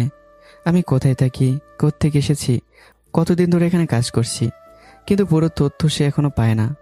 এদিকে আমি সারাদিন নিজের হাসপাতালে ব্যস্ত। বিকেল হতেই তাড়াহুড়ো করে বের হয়ে যাই, কারণ আরিয়ান, হ্যাঁ, এই ছোট্ট ছেলেটা যেন আমার অস্থির জীবনে একটু শান্তি এনে দিয়েছে। আমি মাঝে মাঝে নিজেকে প্রশ্ন করি, এই বাচ্চাটার সাথে কি আমার কোনো সম্পর্ক আছে? কেন তাকে দেখলে আমার সব দুঃখ কষ্ট সব ভুলে যাই? সেদিনও আমি সেই বেঞ্চে বসে অপেক্ষা করছি, কিন্তু আজ অনেকক্ষণ হয়ে গেল আরিয়ান আসছে না। অবশেষে অনেক দেরিতে আরিয়ান আসে, কিন্তু আজ সে খুব একটা বেশি কথা বলে না। আমি শুধু জিজ্ঞাসা করি, কেমন আছো? ভালো। একটু পরে সে চলে যায়। আমার মনটা খারাপ হয়ে যায়। আমি বুঝতে পারি না কেন এমন লাগছে। রাতে হঠাৎ আরিয়ান অস্থির হয়ে যায়। সে তার মাকে বলে, আম্মু, আমার কেমন লাগতে, নিশ্চয় নিতে কষ্ট হচ্ছে। মৌ দ্রুত কিছু প্রাথমিক চিকিৎসা করে। কিছুক্ষণ পর আরিয়ান একটু ভালো অনুভব করে। মৌ ছেলেকে বুকে জড়িয়ে রাখে। তার মনে অজানা ভয় কাজ করে। পরদিন হাসপাতালে মৌ কাজে ব্যস্ত। ঠিক তখন তার এক সহকর্মী এসে বলে, মিস মৌ, আবার একটা স্পেশাল হার্ট সার্জারি হবে, তাই আগামীকাল আবার ডাক্তার ইমরান আসবেন। কাল খুব সকাল সকাল আসতে হবে। একথা শুনেই মৌয়ের বুক ধড়ফড় করে ওঠে। তার নিঃশ্বাস ভারী হয়ে যায়। সে মনে মনে বলে, এবার যেভাবেই হোক ডাক্তার ইমরান আসলে আমি তার মুখটা দেখব, জানতেই হবে তিনি আসলে কে। মৌ সারা রাত ঠিক মতো ঘুমাতে পারে না। তার মাথার মধ্যে শুধু একটাই প্রশ্ন করতে থাকে, কেন ডাক্তার ইমরানের নাম শুনলে আমার এমন অস্থিরতা হয়? কেন আমার হৃৎপিণ্ড এত দ্রুত ধকধক করে? কেন মনে হয় যেন শ্বাস বন্ধ হয়ে আসছে? সে বারবার নিজেকে বোঝানোর চেষ্টা করে, না, এটা শুধু কাকতালীয়। ইমরান নামে অনেক মানুষ আছে। তবুও তার মন মানতে চায় না। অন্যদিকে আমি আজও সে বেঞ্চে বসে আছি, অপেক্ষা করছি আরিয়ানের জন্য। কিন্তু আজ আরিয়ান আসে না। 1 ঘন্টা, 2 ঘন্টা, 3 ঘন্টা সময় কেটে যায়, তবু আরিয়ান আসে না। আমার ভিতরে অদ্ভুত একটা অস্থিরতা শুরু হয়ে যায়। মনে মনে ভাবি, কেন জানি আর চলে যেতে মন চাইছে না। আরিয়ানের সাথে দেখা না করে যেতে ইচ্ছে করছে না। তবুও শেষ পর্যন্ত রাত 10টার দিকে আমি বাসায় ফিরে যাই। কিন্তু বাসায় গিয়ে আমার মনে কিচ্ছু ভালো লাগছে না। বাড়িটা যেন হঠাৎ করে ফাঁকা ফাঁকা লাগছে। এদিকে মৌ আরিয়ানকে নিয়ে তার হাসপাতালে একজন ডক্টরের কাছে যায়। ডক্টর দেখে কিছু ওষুধ লিখে দেয়, তারপর বলে, এই ঔষধগুলো খাওয়াবেন, আর কিছুদিন দৌড়াদৌড়ি বন্ধ, একটু রেস্ট নিতে হবে। মৌ মাথা নাড়ে। তারপর ছেলেকে নিয়ে হসপিটাল থেকে বের হয়। হসপিটাল থেকে বের হওয়ার সময় হঠাৎ মৌয়ের সামনে তার মা দাঁড়িয়ে যায়। মাকে দেখে মৌ থমকে যায়। তার চোখে আতঙ্ক। সে দ্রুত সরে যাওয়ার চেষ্টা করে, কিন্তু তার মা তার হাত ধরে ফেলে। তুই আমাকে দেখিয়ে পালাচ্ছিস কেন? মৌ ঠান্ডা গলায় বলে, আপনি কে? আমি আপনাকে চিনি না। তারপর রাগ মিশ্রিত কণ্ঠে বলে, তোমাদের থেকে বাঁচতে ঢাকা ছেড়ে সিলেটে এসেছি, এখানেও তোমরা আমার পিছু নিলে? মৌয়ের মা শান্ত গলায় বলে, আমি এখানে তোর মামার বাসায় এসেছি, আর তোর বাবা আর নিশোর প্ল্যানের সাথে আমি জড়িত ছিলাম না। আমি অনেক পরে সব জানতে পেরেছি। মৌ রাগে বলে, তাহলে দয়া করে কাউকে বলবে না আমি সিলেটে আছি। তার মা কিছুক্ষণ চুপ থেকে আরিয়ানের দিকে তাকায়। তার চোখে পানি এসে যায়। এটা কি আমার নাতি? মৌ কঠিন গলায় বলে, এটা আমার সন্তান, কিন্তু তোমার নাতি না। মৌয়ের মা একটু কষ্ট পায়, তবুও নরম গলায় বলে, তুই বললে হবে? দে, আমার নাতিটাকে একটু কোলে দে। না, দিব না। মৌ মাথা নাড়ে। তার মা একটু কঠিন গলায় বলে, যদি না দিস তাহলে আমি তোর বাবাকে বলে দিব তুই সিলেটে আছিস। মৌ রেগে বলে, ব্ল্যাকমেইলার। তবু সে চুপচাপ আরিয়ানকে মায়ের কোলে দেয়। মৌয়ের মা নাতিকে কোলে নিয়ে আবেগে ভরে ওঠে। তার চোখে পানি চলে আসে। আমার নাতি। মৌ মুখ ফিরিয়ে নেয়, তারপর বলে, যা ইচ্ছা বলুক, আমার কিচ্ছু যায় আসে না। তারপর কিছুক্ষণ মা মেয়ে চুপচাপ কথা বলে। শেষে তারা ফোন নাম্বার আদান প্রদান করে। বিদায় নেওয়ার সময় মৌয়ের মা শুধু একটা কথাই বলে, মা, যাই হোক তুই ভালো থাকিস। মৌ কিছু বলে না। সে শুধু আরিয়ানকে নিয়ে ধীরে ধীরে হাঁটতে থাকে। কিন্তু তার মনের ভেতর আবার অদ্ভুত এক অনুভূতি জাগে, এটা ভেবে যে কাল আবার ডাক্তার ইমরান আসবে, আর এবার সে ঠিক করেছে যেভাবেই হোক তার মুখটা দেখবেই। অন্যদিকে সারা রাত আমি ঘুমোতে পারিনি। বিছানায় শুয়ে বারবার চোখ বন্ধ করেছি, কিন্তু ঘুম আসেনি। আমার মাথার মধ্যে ঘুরছে অদ্ভুত এক অস্থিরতা। আর সেই ছোট্ট আরিয়ান, মনে মনে ভাবি কেন এমন হচ্ছে আমার সাথে। অন্যদিকে ময়ের অবস্থাও একই। একদিকে আবারও ডক্টর ইমরান আসবে আজ, অন্যদিকে হঠাৎ তার মায়ের সাথে দেখা হয়ে গেছে। তার মাথায় একটাই ভয়, মা যদি বাবাকে বলে দেয় আমি সিলেটে আছি। এসব চিন্তা করতে করতে সে কখন যে ঘুমিয়ে পড়েছিল সে নিজেও জানে না। কোহিনূরের খালা শাশুড়ি আরিয়ানকে নিজের নাতির মতো যত্ন করে, এই কারণে মৌ নিশ্চিন্তে চাকরি করতে পারছে।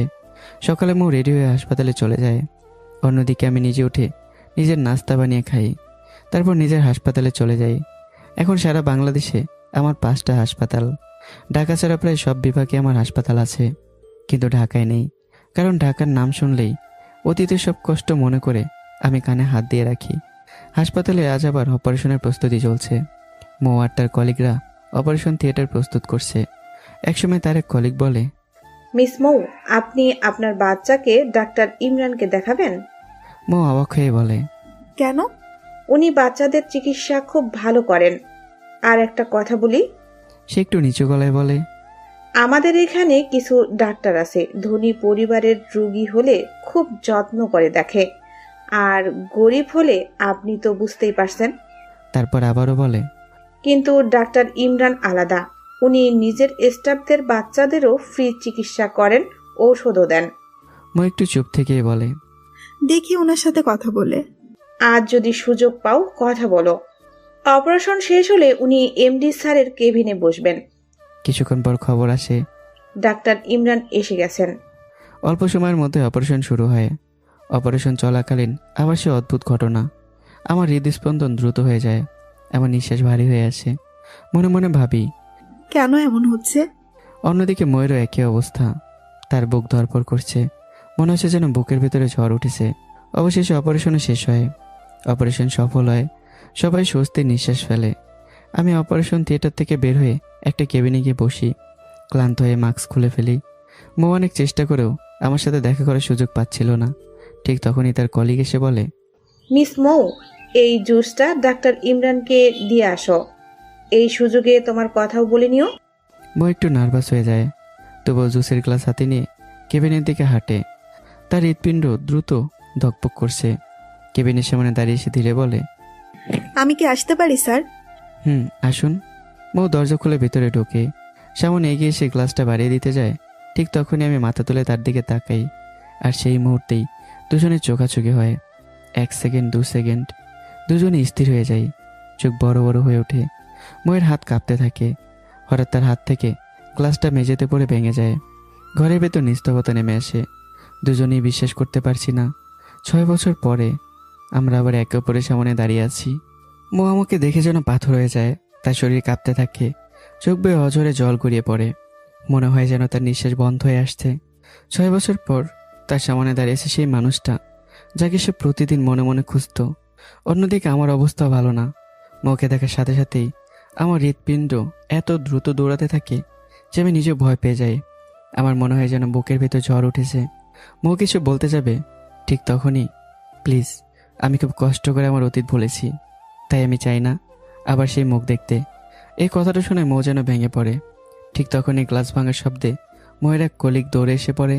সে পরিস্থিতি বুঝে তাড়াতাড়ি বলে, সরি স্যার, আসলে ওর বাচ্চা অসুস্থ, তাই টেনশনে পড়ে গেছে। ইটস ওকে, কোনো সমস্যা নেই, আপনি ওনাকে নিয়ে যান। কলিগ ময়ের হাত ধরে তাকে নিয়ে বের হয়ে যায়। মৌ না চাইতেও চলে যায়। মৌ চলে যাওয়ার পর আমি চুপচাপ দাঁড়িয়ে থাকি। আমার চোখে অদ্ভুত এক আগুন। মনে মনে বলি, ও তাহলে তুমি বিয়ে করে সংসার করছো, বাচ্চাও হয়ে গেছে, আর আমি তোমার জন্য দেবদাস হয়ে রইলাম। আমার মুখ শক্ত হয়ে যায়। হঠাৎই আমি সেই হাসপাতালের এমডি আকাশ চৌধুরীর কেবিনে যাই। মিস্টার আকাশ চৌধুরী, আপনার একটা নার্স দেখলাম, নাম মৌ, তার কাজ খুব ভালো, তাই তাকে আমার হাসপাতালে দরকার, প্লিজ না করবেন না।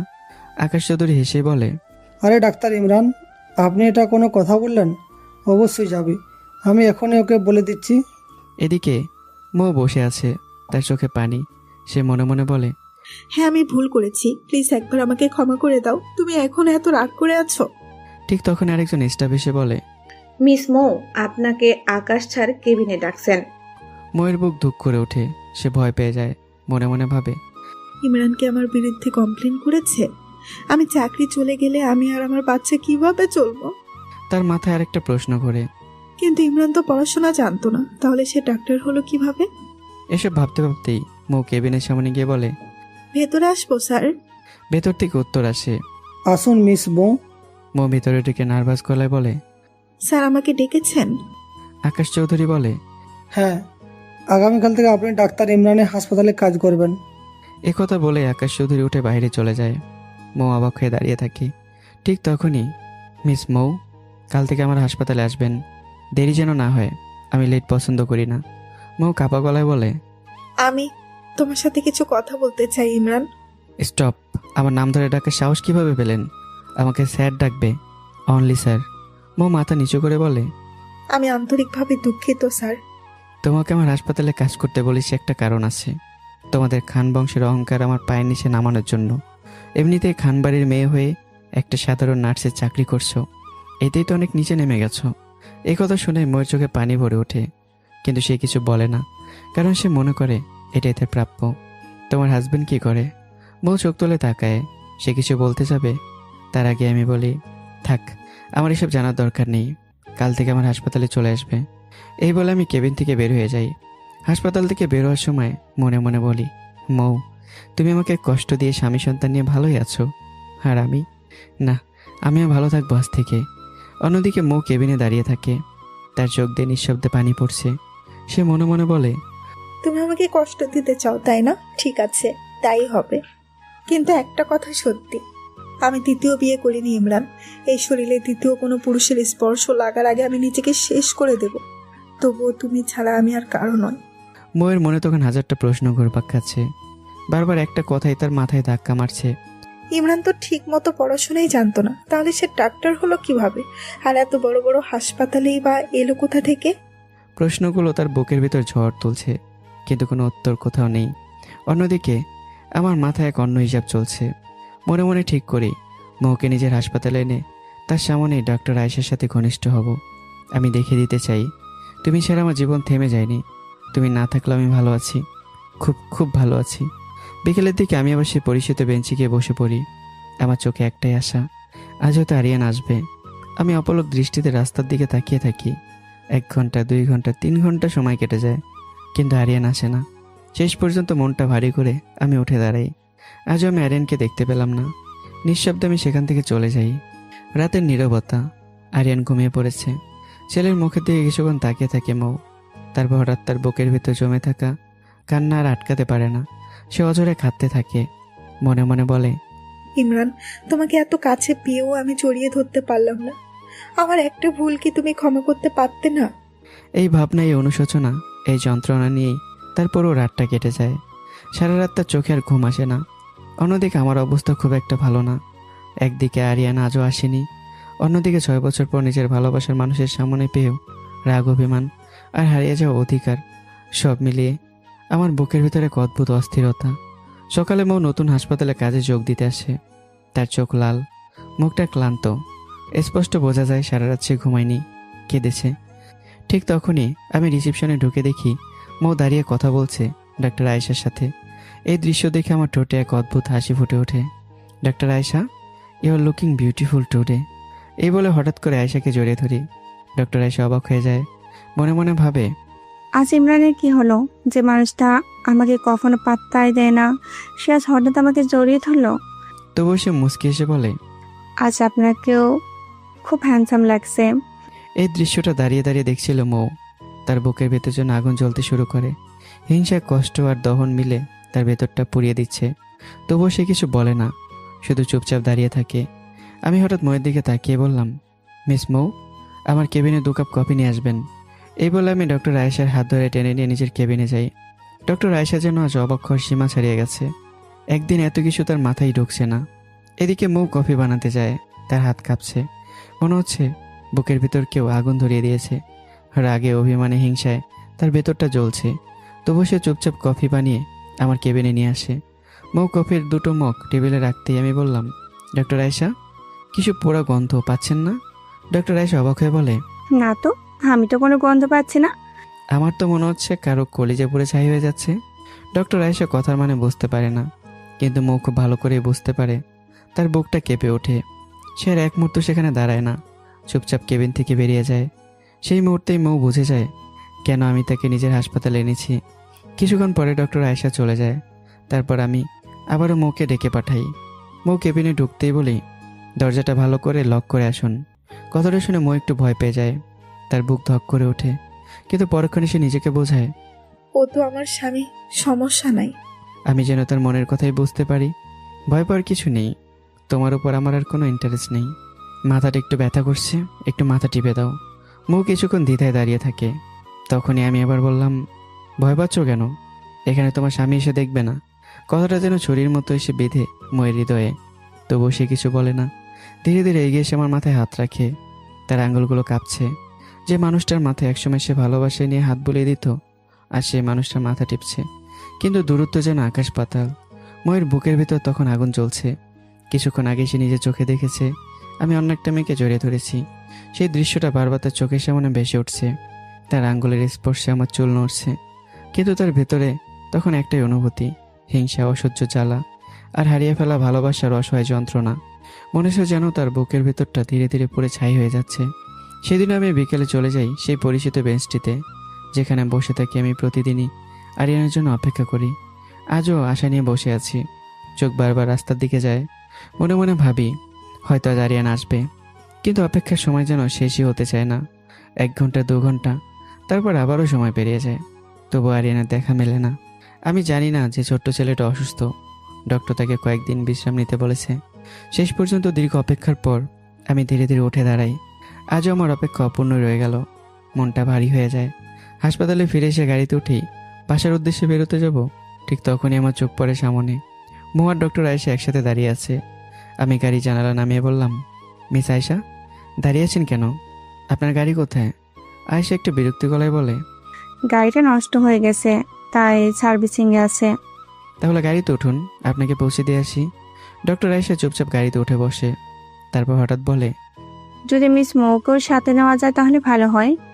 একই রাস্তা, তাছাড়া গাড়ি না পেলে ওই সমস্যায় পড়তে পারে। আচ্ছা, ওনাকে উঠতে বলুন। ডক্টর আয়েশা মৌকে ডাক দেয়। মৌ প্রথমে একটু অস্বস্তি নিয়ে না করতে চায়, কিন্তু আয়েশা জোরাজুরিতে শেষ পর্যন্ত সে গাড়িতে উঠে বসে। গাড়ির ভিতরে নীরবতা, হালকা গাড়ি শব্দ ছাড়া আর কিচ্ছু নেই। হঠাৎ আমি আয়েশার দিকে তাকিয়ে বললাম, আচ্ছা মিস আয়েশা, স্বামী স্ত্রীর মধ্যে সবচেয়ে বেশি দরকার বলে কি আপনি মনে করেন? ডক্টর আয়েশা হালকা হেসে বলে, যেহেতু আমি এখন অবিবাহিত, তাই এই বিষয়ে খুব বেশি আইডিয়া নেই, বরং আপনি বলুন। স্বামী স্ত্রীর মধ্যে সবচেয়ে বেশি দরকার হচ্ছে বিশ্বাস। কারণ একটা স্ত্রী সবচেয়ে ভালো বলতে পারে তার স্বামীর চরিত্র কেমন। কথাগুলো খুব স্বাভাবিকভাবে বলা হলেও মৌ খুব ভালো করে বুঝতে পারে এই কথাগুলো যে তাকে উদ্দেশ্য করে বলা। তার বুকের ভেতরটা মোচড় দিয়ে ওঠে। সে চুপচাপ জানালার বাইরে তাকিয়ে থাকে। সেই রাতে ময়ের চোখে ঘুম আসে না। কিভাবে ঘুমাবে? নিজের স্বামীকে এত কাছে পেয়েও সে তাকে জড়িয়ে ধরতে পারে না। কিন্তু সেই মানুষটাই অন্য এক নারীর সাথে হাসে, কথা বলে। এই চিন্তায় তার বুকটা ছিন্ন ভিন্ন করে দেয়। অন্যদিকে আমি বিছানায় শুয়ে ছাদের দিকে তাকিয়ে থাকি। মনে মনে ভাবি, আমি জানি মৌ, তোমার কষ্ট হয়, আর আমি চাই তুমি কষ্ট পাও। আমার চোখের ভেতর জমে থাকা অভিশাপ যেন এখনো শান্ত হয়নি। পরদিন আমার মন ভালো থাকে না। আমি হাসপাতালে যাই না। ফোন করে বলে দেই আমি আজ আসবো না। বিকেলের দিকে আবারও সেই বেঞ্চটিতে গিয়ে বসি। কারণ একটাই, আরিয়ানকে দেখলে আমার মনটা ভালো হয়ে যায়। আজ একটু দেরি করে হলেও শেষ পর্যন্ত আরিয়ান আসে। ছেলেটাকে দেখে আমার মুখে অজান্তে হাসি ফুটে ওঠে। এতদিন কোথায় ছিলে? আসুনি কেন? আরিয়ান সহজ গলায় বলে, আমি অসুস্থ ছিলাম, ডাক্তার বলেছে কয়েকদিন লেট নিতে। তোমার কি সমস্যা হয়েছে? আরিয়ান সব খুলে বলে। মন দিয়ে সব শুনি আমি। তারপর পকেট থেকে একটা কার্ড বের করে দিই। এই নাও, এটা আমার কার্ড। আবার যদি এমন সমস্যা হয় তাহলে তোমার মাকে নিয়ে আমার চেম্বারে আসবে। আরিয়ান হাসি দিয়ে বলে, আচ্ছা আঙ্কেল, মাকে বলবো। জানো, এই কয়দিন আমি তোমার জন্য এখানে এসে অনেক অপেক্ষা করেছি। আরিয়ান একটু লজ্জা পেয়ে বলে, আমি আগামীকাল পত্র আলোর দুধে নাচবো না, স্কুলে ভর্তি হবো তো। তাই নাকি? আচ্ছা, কোন স্কুলে ভর্তি হবে আমাকে বলবে, আর মাকে নিয়ে একদিন আমার চেম্বারে আসবে। আমার নিজের অজান্তেই এই ছোট্ট ছেলেটার প্রতি আমার ভেতরে এক অদ্ভুত টান তৈরি হয়ে গেছে। অন্যদিকে রাতে নিস্তব্ধ আকাশের দিকে তাকিয়ে বসে আছে মৌ। চারদিকে নীরবতা, শুধু দূরের কোথাও হালকা বাতাসের শব্দ। তার চোখ থেকে নিঃশব্দে গড়িয়ে পড়ে নোনা জল। নিজের বুকের ভেতর জমে থাকা কষ্টের সমুদ্র থেকে যেন ঢেউ উঠে উঠে সেই জল বের হয়ে আসছে। মনে মনে সে বলে, আমাকে কষ্ট দিয়ে তুমি অনেক খুশি, তাই না ইমরান? হয়তো এটাই আমার প্রাপ্য। সেদিন আমার সামনে সবাই তোমাকে অপমান করেছিল, কেউ মারছিল, কেউ তুচ্ছ তাচ্ছিল্য করছিল, আর আমি চুপ করে দাঁড়িয়েছিলাম, একবারও প্রতিবাদ করিনি। এই অনুশোচনায় যেন তার প্রতিটা মুহূর্ত পুড়িয়ে দেয়। সেই রাতে ময়ের চোখে ঘুম আসে না। অন্যদিকে আমিও নিজের ঘরে একা একা ভাবছি। আমার মনে বারবার ভেসে উঠছে সেই ছোট্ট ছেলেটার মুখ। নিজেকে নিজেই প্রশ্ন করি, এই ছোট্ট ছেলেটার মধ্যে কি এমন আছে যে তাকে দেখলে আমার মনটা এত শান্ত হয়ে যায়? ও কাছে এলে কেন এমন মনে হয় ওর সাথে আমার খুব গভীর সম্পর্ক আছে? প্রশ্নটা আমাকে বারবার ভাবিয়ে তোলে। পরদিন সকালে মৌ আরিয়ানকে স্কুলে নিয়ে যায়। ছেলেকে স্কুলে ভর্তি করিয়ে দিয়ে তারপর হাসপাতালে কাজে চলে যায়। সেদিন আমার মনটা অদ্ভুতভাবে ফ্রেশ। হাসপাতালে ঢুকতেই দেখি রিসিপশনের এক পাশে দাঁড়িয়ে ডক্টর আয়েশার মৌ হাসি মুখে কথা বলছে। এই কয়েকদিনে দুজনের মধ্যে একটা বন্ধুপূর্ণ সম্পর্ক হয়ে উঠেছে। মৌ মুচকে এসে বলে, মিস আয়েশা, আজকে আপনাকে খুব সুন্দর লাগছে, সত্যি বলছি। ধন্যবাদ। ডক্টর আয়েশা লাজুক এসে বলে, তারপর একটু থেমে নরম গলায় বলে, আসলে ডক্টর ইমরানকে আমার খুব পছন্দ, কিন্তু উনি আমাকে তখন পাত্তাই দেন না, তাই আজকে তার জন্য একটু সাজলাম। এই কথা শুনেই ময়ের চোখ ভেজে ওঠে। তার বুকের ভেতরটা হঠাৎ কেঁপে ওঠে। তবুও কষ্টটা লুকিয়ে রেখে বলে, থাক, একদিন বুঝবে। ডক্টর আয়েশা হালকা দীর্ঘ শ্বাস ফেলে বলে, জানেন মিস মৌ, পৃথিবীর সবচেয়ে ভারী জিনিস কি? মৌ অবাক হয়ে বলে, না, কি হতে পারে? ডক্টর আয়েশা একটু আকাশের দিকে তাকিয়ে ধীরে ধীরে বলে, পৃথিবীর সবচেয়ে ভারী জিনিস যেটা একজন মানুষকে একাই বয়ে বেরোতে হয়, তা হলো একতরফা ভালোবাসা। তার চোখে কষ্টের ছাপ ফুটে ওঠে। খুব কষ্ট হয় জানেন। ঠিক তখনই পেছন থেকে একটা কণ্ঠ শোনা যায়, ওয়াও ডাক্তার আয়েশা, আপনি কি নিজের রূপের জাদু দিয়ে ছেলেদের খুন করবেন নাকি? দুজনেই তাকিয়ে দেখে আমি দাঁড়িয়ে আছি। ডক্টর আয়েশা লজ্জা পেয়ে মাথা নিচু করে বলে, কি বলেন ডক্টর ইমরান? এটা তো আমার নর্মাল সাজ। চোখে গাঢ় কাজল, গোলাপি লিপস্টিক, নীল শাড়ি, মাথায় হিজাব, মনে হচ্ছে যেন স্বর্গের কোনো অপ্সরা নেমে এসেছে। এই কথাগুলো শুনে ময়ের বুকটা হঠাৎ যেন ভেঙে যায়। তার নিঃশ্বাস ভারী হয়ে ওঠে। ভেতরে ভেতরে তার অন্তরটা পুরো ছাই হয়ে যাচ্ছে। ডক্টর আয়েশা তখন মুচকি এসে বলে, আরে না, আমার বাসায় দাঁড়িয়ে থাকা মিস মৌ আমার চেয়ে শতগুণ বেশি সুন্দরী, ওনার সামনে আমি কিছু না।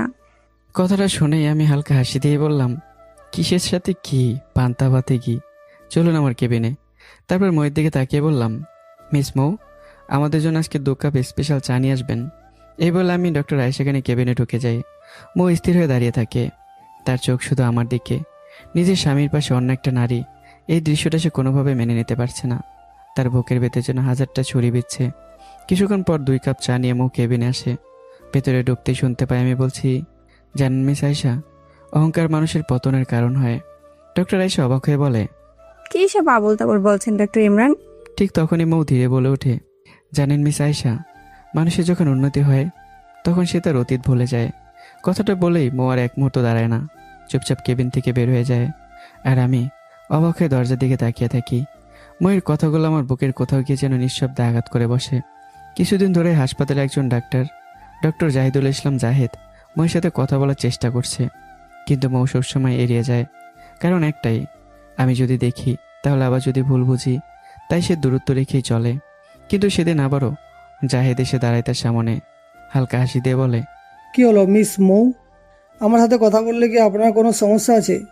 মৌ একটু চুপ থাকে, তারপর ধীরেই বলে, না না, এমন কিছু না, আসলে মনটা ভালো থাকে না, তাই কারোর সাথে তেমন কথা বলি না। নাকি আপনি বেশি সুন্দর আর আমি কারো বলে কথা বলতে চান না? ডক্টর জাহেদ মজা করে বলে। সে মুচকি এসে বলে, আরে না, গায়ের রং তো আল্লাহর দেওয়া, এটা নিয়ে আমি কখনো অহংকার করিনি। তারপর দুজনে হালকা হাসতে হাসতে কথা বলতে থাকে। কিন্তু দূরে দাঁড়িয়ে এই দৃশ্যটা আমি দেখছিলাম। আমার চোখের দৃষ্টি ধীরে ধীরে কঠিন হয়ে উঠছে।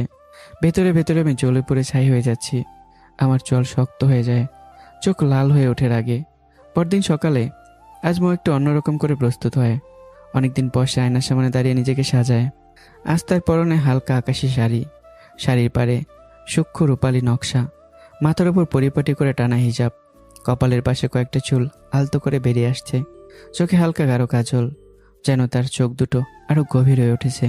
ঠোঁটে হালকা গোলাপি আভা, মুখে কোনো বাড়তি সাজ নেই, তবুও তার স্বাভাবিক সৌন্দর্য যেন চারপাশ আলোকিত করে দেয়। মৌয়া যেমনভাবে সেজেছে, যেমনটা আমি একসময় খুব পছন্দ করতাম, সে নিজেও জানে না কেন আজ এমন সাজলো, হয়তো কারো মনটা নাড়িয়ে দিতে। মৌ যখন রিসেপশনে ঢোকে, প্রথমে তার দিকে চোখ পড়ে আমার, আর সেই মুহূর্তেই যেন সময় থমকে যায়। আমার চোখ স্থির হয়ে যায়, মনে হয় আবার সেই পুরনো দিন ফিরে এসেছে, যখন মৌ ছিল শুধু আমারই। আমার বুকের ভেতরটা হঠাৎ কেঁপে ওঠে। ঠিক তখনই ডক্টর জাহিদ এসে দাঁড়ায়, হাসি মুখে বলে, miss Mou, looking is beautiful. আজকে আপনাকে অসম্ভব সুন্দর লাগছে। মৌ মৃদু হাসে। ধন্যবাদ, তবে আজ আপনাকেও অনেক হ্যান্ডসাম লাগছে। দূরে দাঁড়িয়ে সবকিছু শুনছি আর দেখছি আমি। আমার ভেতরটা আবারও আগুনে জ্বলতে শুরু করে। আমার শরীর রাগে গজগজ করছে, আর মৌ সেটা খেয়ালও করে। ইচ্ছে করে সে জায়েদের সাথে আরো বেশি হাসি ঠাট্টা করে কথা বলতে থাকে। ঠিক তখনই আমি আয়শাকে দেখিয়ে বললাম, মিস আয়শা, আমার কেবিনে আসুন। তারপর হঠাৎই জোরে বলে উঠলাম, মিস মৌ, আমাদের জন্য 2 কাপ চা নিয়ে আসুন। মৌ এবার 2 কাপ না 3 কাপ চা বানায়। তারপর ধীরে ধীরে আমার কেবিনে ঢোকে। টেবিলে 3 কাপ চা রাখতেই, মিস মৌ, 3 কাপ কেন? আরেক কাপ কার জন্য? মৌ একদম শান্ত গলায় বলে, আরেক কাপ আমার জন্য। এতে আপনার কোনো সমস্যা আছে? না না, আমার আবার কি সমস্যা? মৌ আয়েশার আমাকে চা দিয়ে নিজেও 1 কাপ চা হাতে নেয়। তারপর গিয়ে ডক্টর আয়েশার পাশে বসে। এই দৃশ্য দেখে আমি সত্যি অবাক হয়ে যাই। মৌ চায়ের কাপ থেকে এক চুমুক দিয়ে বলে, মিস আয়শা, কেমন জানি একটা পোড়া গন্ধ আসছে, তাই না? মনে হচ্ছে যেন কারো কলিজা পুড়ে যাচ্ছে। কথাটা শুনেই আমি এক মুহূর্তে থমকে যাই। আমি বুঝে যাই মৌ আমাকে উদ্দেশ্য করে বলছে। ডক্টর আয়েশা অবাক হয়ে বলে, কই, আমি তো এমন করে গন্ধই পাচ্ছি না। মৌ একটা দীর্ঘ শ্বাস ফেলে বলে, জানেন মিস আয়শা, পুরুষদের চরিত্র পাথর দিয়ে ঘষলেও পরিষ্কার হয় না। আয়েশা পুরোপুরি বিভ্রান্ত হয়ে যায়। কি সব বলছেন? আমার তো কিছুই মাথায় ঢুকছে না। ঠিক তখনই হঠাৎ বললাম, মিস আয়েশা, আজকে আমরা দুজন একসাথে রেস্টুরেন্টে লাঞ্চ করব। আয়েশা কিছু বলার আগেই মৌ দ্রুত বলে ওঠে, অবশ্যই যান। আর আজকে আমি আর আমার ডাক্তার জাহেদ একসাথে লাঞ্চ করব। আপনারা নিশ্চিন্তে যান। এই কথা শুনেই আমি যেন বজ্রাঘাতে আঘাত পাই। আমার মুখের রং এক মুহূর্তে বদলে যায়। আমি নিঃশব্দে ময়ের দিকে তাকিয়ে থাকি, চোখে আগুন আর বুকের ভিতর অদ্ভুত এক জ্বালা। দুপুরের সময়টা যেন অদ্ভুত এক উত্তেজনায় ভরা। আমি ইচ্ছে করে মৌকে দেখিয়ে ডক্টর আয়েশাকে নিয়ে লাঞ্চ করতে বের হই। আমার চোখের কোণে যেন একটা চ্যালেঞ্জ, দেখো আমি তোমাকে ছাড়াও ভালো আছি। অন্যদিকে মৌ চুপ থাকে না, সে ঘুরে দাঁড়িয়ে শান্ত গলায় বলে, ডাক্তার জাহেদ, চলুন লাঞ্চ করি। জাহেদ একটু অবাক হলেও রাজি হয়ে যায়। রেস্টুরেন্টের ভেতরে 2 টেবিলে বসে আমরা। এক টেবিলে মৌ আর ডক্টর জাহেদ, আর অন্য টেবিলে আমি আর আয়শা। বাইরে থেকে সবকিছু স্বাভাবিক মনে হলেও ভেতরে ভেতরে যেন 4টা হৃদয়ের মধ্যে নীরব যুদ্ধ চলছে। আমি বারবার চোরের মতো চোখ তুলে মৌয়ের দিকে তাকাচ্ছি। মৌ হাসছে, কথা বলছে। এই দৃশ্যটা আমার বুকের ভেতর আগুন জ্বালিয়ে দিচ্ছে। হঠাৎই জায়েদের মুখে একটু খাবার লেগে যায়। মৌ স্বাভাবিকভাবে হাত বাড়িয়ে টিস্যু দিয়ে জায়েদের মুখ মুছে দেয়। এই ছোট্ট দৃশ্যটাই যেন আমার ধৈর্যের শেষ সীমা ভেঙে দেয়। আমার চোখ লাল হয়ে ওঠে, চোয়াল শক্ত হয়ে যায়। আমি আর এক মুহূর্ত বসে থাকতে পারি না, তাড়াতাড়ি খাবার শেষ করে উঠে দাঁড়াই। চলুন আয়শা, যাওয়া যাক। আমার গলায় চাপার আগে স্পষ্ট। মৌ কিছুক্ষণ পর খাবার শেষ করে হাসপাতালে ফিরে আসে, কিন্তু তার বুকের ভেতরটা অদ্ভুতভাবে ধুকপুক করছে। সে জানে ঝড় আসছে। কিছুক্ষণ পর হঠাৎ একজন স্টাফ এসে বলে, মিস মৌ, ডাক্তার ইমরান আপনাকে কেবিনে ডাকছেন। মৌ ধীরে ধীরে আমার কেবিনে আসে। দরজা ঠেলে ভেতরে ঢোকার সাথে সাথেই আমি দরজাটা ভালো করে লক করে দিই। মৌ একটু অপ্রস্তুত হয়ে যায়, তবুও নিজেকে শক্ত রেখে দাঁড়িয়ে থাকে। আমাকে অবিশ্বাস করে নিজের পরিবার দিয়ে মার খাওয়ালে, অপমান করে ঘর থেকে বের করে দিলে, আর তারপর নিজের জীবন থেকেও। কথাগুলো যেন বিষের মতো ছুটে আসে। ময়ের চোখ বেয়ে জল গড়িয়ে পড়ে। সে কাঁপতে কাঁপতে দাঁড়িয়ে থাকে। তারপর দ্বিতীয় বিয়ে করলি, স্বামী, সংসার সব আছে, এখন আবার ডাক্তার জাহেদ। তোদের কয়টা পুরুষ লাগে? তোদেরকে একটা পুরুষ দিয়ে হয় না? এই কথাটা যেন ময়ের বুকের ভেতর বিস্ফোরণ ঘটায়। এতদিন জমে থাকা কষ্ট, অপমান, অভিমান সব একসাথে বিস্ফোরণ হয়ে বেরিয়ে আসে। মৌ হঠাৎ নিচের বুক থেকে ওড়নাটা ছুঁড়ে ফেলে দেয়। এই দৃশ্য দেখে আমি থমকে যাই। ময়ের চোখে তখন আগুন। মৌ কাঁপা কিন্তু দৃঢ় কণ্ঠে বলে, কি বললি? তোকে আমার জীবন থেকে তাড়িয়েও আমি দ্বিতীয় বিয়ে করেছি? আমার একটা পুরুষে হয় না? ময়ের বুক ওঠানামা করছে। শুনে রাখ, এই শরীরে প্রথম স্পর্শ ছিল আমার স্বামী, আমার ভালোবাসা, আমার নিঃশ্বাস ইমরানের। তার চোখে তখন আগুন আর জল একসাথে। আর কোনো পরপুরুষ এই শরীরে হাত দেওয়ার আগে আমি নিজেকে শেষ করে দেব, তবু আমার স্বামীর আমানত নষ্ট করব না। কথাগুলো যেন বজ্রপাতের মতো পড়ে। মো একটু গভীর নিঃশ্বাস নেয়, তারপর আবার বলে, তুই একবারও জিজ্ঞেস করেছিস আমি সত্যি দ্বিতীয় বিয়ে করেছি কিনা? আমি নিঃশব্দে তাকিয়ে থাকি। আমার বুক ধুকপুক করছে। মো ধীরে ধীরে বলে, আমার সন্তানের বাবা হলে তুই। হ্যাঁ তুই। বিশ্বাস না হলে ডিএনএ টেস্ট করিয়ে দেখিস। এই কথাটা শুনে আমার পুরো পৃথিবী যেন এক মুহূর্তে থেমে যায়। আমার চোখ থেকে হঠাৎই জল গড়িয়ে পড়ে। আমি অবাক হয়ে মোয়ের দিকে তাকিয়ে থাকি। ঠোঁট কাঁপতে থাকে। কিছুক্ষণ পর আমি আমার সন্তানকে মেনে নেব, কিন্তু তোমাকে। তার চোখে আবারও কষ্টের ছায়া। তোমাকে কখনো ক্ষমা করব না। ওই দিনের জন্য, আমাকে মার খাওয়ানোর জন্য না, আমাকে অবিশ্বাস করার জন্য কখনো ক্ষমা করব না। মৌ ঠোঁট কামড়ে ধরে। তার চোখে আবার আগুন জ্বলে ওঠে। লাগবে না তোর ক্ষমা। তারপর আঙ্গুল তুলে বলে, কিন্তু যদি দেখি অন্য নারীর সাথে গা ঘেঁষাঘষি করছিস বা চোখ তুলে তাকিয়েছিস, তাহলে একেবারে শেষ করে দিব। আমি হতবাক হয়ে যাই। আমি জীবনে কখনো ময়ের এমন ভয়ঙ্কর রূপ দেখিনি। এক মুহূর্তের জন্য সত্যি আমার বুক কেঁপে ওঠে। মৌ শান্তভাবে নিজের কাপড় ঠিক করে, তারপর আর একবারও পিছনে না তাকিয়ে কেবিন থেকে বের হয়ে যায়। দরজাটা ধীরে বন্ধ হয়ে যায়। কেবিনের ভিতরে দাঁড়িয়ে থাকি আমি। আমার চোখে এখনো জল। মনে শুধু একটা কথাই ঘুরছে, আমার একটা ছেলে আছে। আমি ধীরে ধীরে চেয়ারে বসে পড়ি। আমার বুকের ভেতর ভয়, বিস্ময় আর অদ্ভুত এক ভালোবাসা একসাথে দোলা দিতে থাকে। মৌ কেবিন থেকে বের হয়ে যাওয়ার পরও কিছুক্ষণ স্তব্ধ হয়ে দাঁড়িয়ে থাকি। আমার বুকের ভিতর ধুকপুকানি এখনো থামেনি। হঠাৎ আমি নিজের বুকে হালকা করে থাপ্পড় মেরে ফিসফিস করে বলি, বাপরে, কি কাজটাই না করলাম আমি। না বুঝে ঘুমন্ত বাঘিনীকে জাগিয়ে দিলাম। এখন আবার বলছে সে নাকি দ্বিতীয় বিয়ে করেনি। তার মানে এখন তো আমার উপর পুরো অধিকার দেখাবে। এখন তো আমাকে জ্বালিয়ে মারবে। নিজের পায়ে নিজে কোড়াল মারলাম আমি। কথাগুলো বলতে বলতে আমি মাথা নাড়ি। অন্যদিকে হাসপাতালের একপাশে চুপ করে বসে আছে মৌ। তার চোখে আগুন, মুখ শক্ত। সে যেন সাপের মতো ফুঁসছে। মনে মনে বলে, আজকের পর যদি দেখি অন্য কোনো মেয়ের সাথে গা ঘেঁষাঘষি করিস, তাহলে খবর আছে। কত বড় সাহস আমার সামনে অন্য নারীর সাথে! না, এখন থেকে নিজের অধিকার নিজেকেই আদায় করে নিতে হবে। ময়ের চোখে তখন অদ্ভুত এক দৃঢ়তা। সন্ধ্যার দিকে আমি বাসায় ফেরার জন্য গাড়ির দিকে যাই। ঠিক তখনই ডক্টর আয়েশা কিছু না বলে এসে গাড়িতে উঠে বসে। আমি একটু অবাক হলেও কিছু বলি না, কিন্তু দূর থেকে এই দৃশ্যটা মৌ দেখে ফেলে। আর তার ভেতরে আবার আগুন জ্বলে ওঠে। এক মুহূর্ত দেরি না করে সেও গাড়িতে উঠে বসে। ডক্টর আয়েশা এটা দেখে একটু বিরক্ত হয়, কারণ আজ সে ভেবেছিল আমার সাথে একান্তে কথা বলবে, বিয়ের কথাটা বলবে। গাড়ি চলতে শুরু করে। কিছুক্ষণ নীরবতা। তারপর আয়েশা ময়ের দিকে তাকিয়ে বলে, মিস মৌ, কেমন যাচ্ছে দিনকাল? কথাটা যেন ময়ের গায়ে আগুন ধরিয়ে দেয়।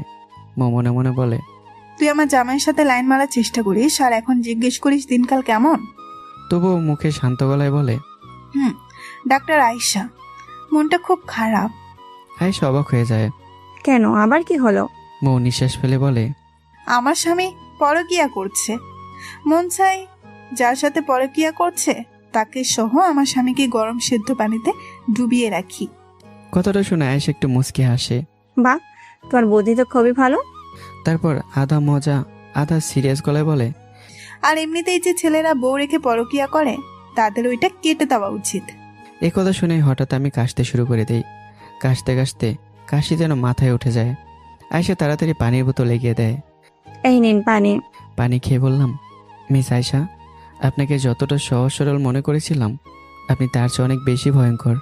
মৌ তখন শান্ত গলায় বলে, ছেলেদের ওইটা কাটবেন, কিন্তু মেয়েদের কি কাটবেন?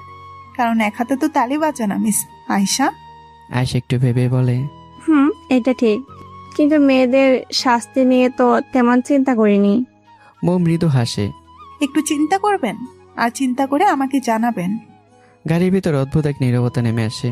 কিছুক্ষণ পর গাড়ি এসে থামে ডক্টর আয়েশার বাসার সামনে। দরজা খুলে আয়েশা নামতে নামতে বলে, আচ্ছা, কাল দেখা হবে।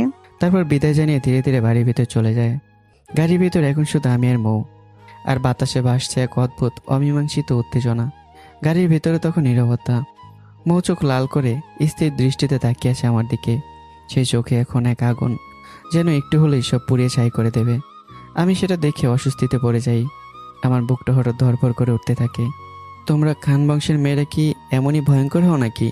মৌ ঠান্ডা কিন্তু কড়া গলায় বলে, তোকে না বলেছি অন্য নারীর থেকে দূরে থাকবি? তুই সেটা না করে আবার ডাক্তার আয়েশাকে কেন গাড়িতে তুললি? আমি কি তাকে ডেকেছি নাকি? সে নিজে থেকে উঠে বসেছে।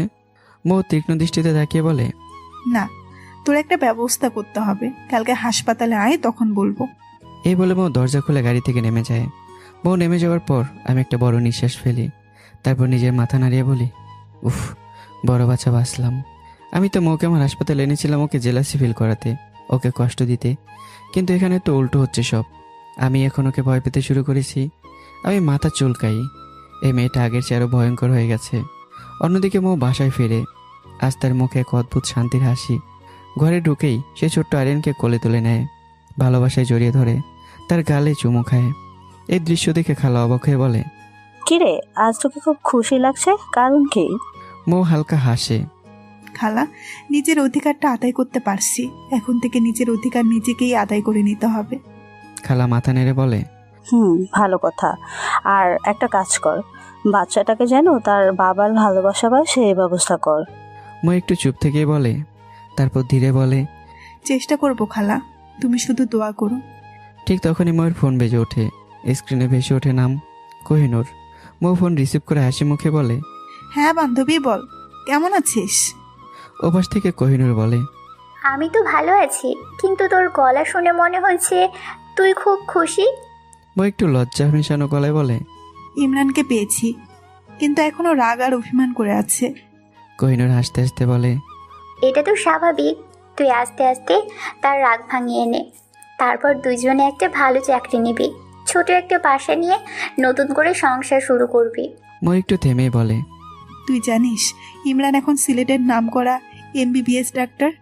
খুলনা, বরিশাল, রাজশাহী আর চট্টগ্রাম মিলিয়ে 5টা হাসপাতাল আছে ওর। এই কথা শুনে কোহিনূর অবাক হয়ে যায়। কি বলিস? এত কিছু কিভাবে? ইমরান ভাই তো পড়াশোনা জানতো না, তাহলে ডক্টর হলো কিভাবে? মৌ দীর্ঘ শ্বাস ফেলে বলে, ও সব কিছু গোপন রেখেছিল। তারপর মৌ ধীরে ধীরে সব ঘটনা খুলে বলে। দুজনে কিছুক্ষণ গল্প করে, তারপর খোঁজখবর নিয়ে ফোন রেখে দেয়। অনেকদিন পর সেদিন রাতে মৌ শান্তিতে একটু ঘুম দেয়। তার বুকের ভেতরটা যেন একটু হালকা লাগে। পরদিন সকালে ফ্রেশ হয়ে আবার হাসপাতালে যাওয়ার জন্য বের হয়। হাসপাতালের গেটের সামনে এসে দাঁড়াতেই একটা গাড়ি এসে থামে। গাড়ি থেকে একসাথে নামছি আমি আর ডক্টর আয়েশা। দৃশ্যটা দেখে মৌয়ের মুখের হাসি মিলিয়ে যায়। তার চোখ আবারও লাল হয়ে ওঠে। সেই স্থির দৃষ্টিতে তাকিয়ে থাকে আমার দিকে। আর দূর থেকে সেটা দেখে আমার বুক আবারও ধড়ফড় করতে শুরু করে, কারণ আমি ভালো করেই জানি আজ আবারও ঝড় উঠতে যাচ্ছে। হাসপাতালের গেটে দাঁড়িয়ে আমি দূর থেকে মৌকে দেখে মনে মনে বিড়বিড় করি, যেখানে বাঘের ভয় সেখানে রাত হয়। মৌ একবারও পেছনে না তাকিয়ে হনন করে সিঁড়ি বেয়ে উপরে উঠে যায়।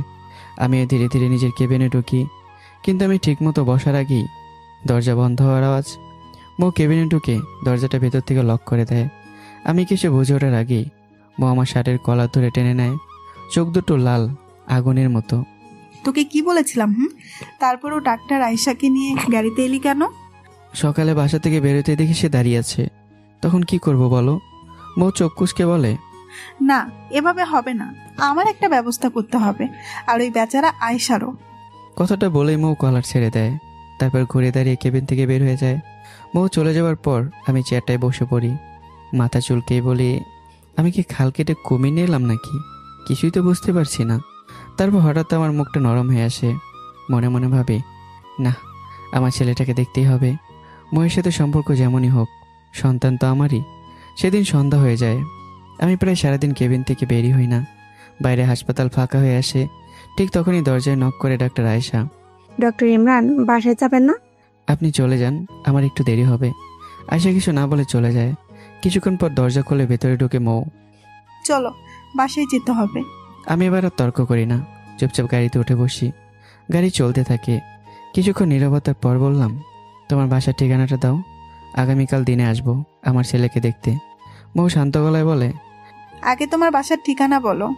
আমি একটু থেমে নিজের বাসার ঠিকানা বলে দিই। তারপর মৌ বলে, এখন সন্ধ্যা 6টা বাজে, আর ঠিকানার দরকার হবে না। কথাটা বলেই মৌ দরজা খুলে গাড়ি থেকে নেমে যায় আর ধীরে ধীরে হাঁটতে শুরু করে। গাড়িতে বসে আমি ভাবতে থাকি, মৌকে আমার ছেলের সাথে দেখা করাবে না? যদি না করায় তাহলে এটা বড় অন্যায় হবে, আর আমি সেটা মেনে নেব না। অন্যদিকে মৌ দ্রুত বাসায় ফিরে। আজ তার চোখে অদ্ভুত দৃঢ়তা। সে আলমারি খুলে কাপড় চোপড় ব্যাগে ভরতে শুরু করে। 2 ঘন্টার মধ্যে সব গুছিয়ে ফেলে। তারপর খালার সামনে এসে দাঁড়ায়। খালা, দোয়া করো, কিছুদিনের মধ্যেই তোমাকে নিয়ে যাব। তুমি আমার সাথে থাকবে। আগে নিজের অধিকার আর অবস্থানটা শক্ত করি। খালার চোখ ভিজে গিয়ে বলে, আমাদের দোয়া রইল মা, কিন্তু একটা কথা বলি, আরিয়ানকে ছাড়া আমি থাকতে পারবো না। প্রয়োজনে তোর বাসায় কাজ করব, তাও আরিয়ানের সাথে থাকবো। মৌ তাড়াতাড়ি খালার হাত ধরে বলে, এসব কি বলছো খালা? তুমি তো আমার মায়ের মতো, তুমি মা হয়েই থাকবে। খালার চোখ ভিজে ওঠে। তারপর মৌ আরিয়ানকে কোলে তুলে নেয়। একটা সিএনজি ডেকে উঠে পড়ে। গন্তব্য আমার বাড়ি। এদিকে আমার বাড়ি বড় এক বিশাল বাড়ি, কিন্তু ভেতরে থাকি একা। শুধু দুজন কাজের লোক আছে। তবুও রান্নাটা নিজেই করতেই ভালোবাসি। সেদিনও রান্নাঘরে দাঁড়িয়ে কিছু রান্না করছিলাম। ঠিক তখনই কলিং বেল বেজে ওঠে। একজন কাজের লোক গিয়ে দরজা খোলে। কে আপনি? কি চান? মৌ শান্ত গলায় বলে, আমি ডাক্তার ইমরানের স্ত্রী। কথাটা শুনে লোকটার কিছু বলে না। ভেতর থেকে আমি বললাম, কে এসেছে? বলতে বলতে সামনে এসে দাঁড়াই। আর তারপরে আমি থমকে যাই। দরজার সামনে দাঁড়িয়ে আছে মৌ, তার পাশে একটা ছোট্ট ছেলে। আমি বিস্ময় চোখ বড় বড় করে তাকিয়ে থাকি। আরে, এটা তো আরিয়ান। আঙ্কেল, তুমি এখানে? এটা তোমার বাতা? এটা আমারই বাসা।